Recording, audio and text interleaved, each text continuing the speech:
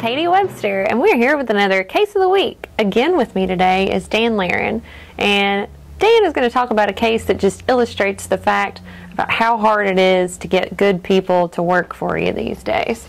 Dan? That's one way to look at it. That's one way to look at it. This case started last year. In the early months of the year, several people, homeowners, reported missing items from their houses, things like silver, jewelry, some personal jewelry, wedding rings, things of that nature.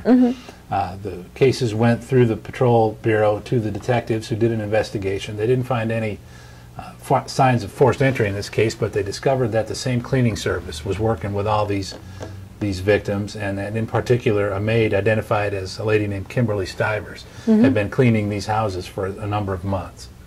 Cleaning them? As it turns out, she cleaned them out rather than cleaning up the houses, because they looked at the pawn records, found that she had sold over 100 of these items to the pawn shops here in Fayette County over the last about 3 months before the complaints were made. A lot of these, most of these items were destroyed.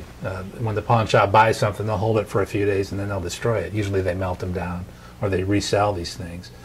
Some of the items were recovered and returned to the victims. A lot of them were identified as being unique based on the names that were engraved or personal inscriptions, class rings, things like that, that were not just picked up off the street. They belonged to the victims in this case. So did they ever talk to Miss Stivers or catch up with her?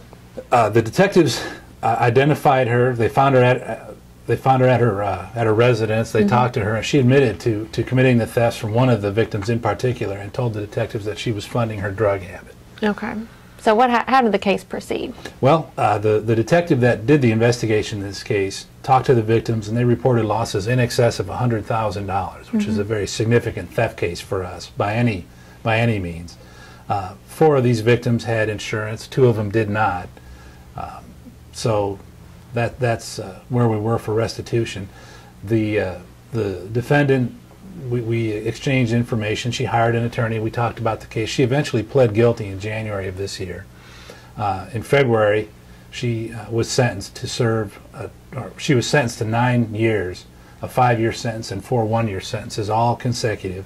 She was put on probation for 5 years, and then the judge ordered her to pay restitution, just about $24,000. Those were the insurance deductibles for the people that had insurance, and then the loss for the people who didn't.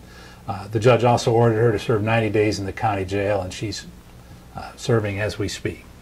Well, that's a great resolution, Dan. The victims were very disappointed. They came to court, and they had written letters to the judge, and a couple of them were sort of sympathetic about how she maybe had a drug habit. A couple of them were very unhappy because she stole just priceless family heirlooms, things that have been handed down from generations, grandparents' wedding rings, things that had inscriptions that really can't be replaced. And so it's frustrating to that extent, but she will see the inside of a jail for 3 months, and she will be asked to make restitution, or she'll have to go to prison. And hopefully no one else will hire her to conduct their maid services for them in the future. I think she's out of business at this point, yes. Good. Thanks, Dan.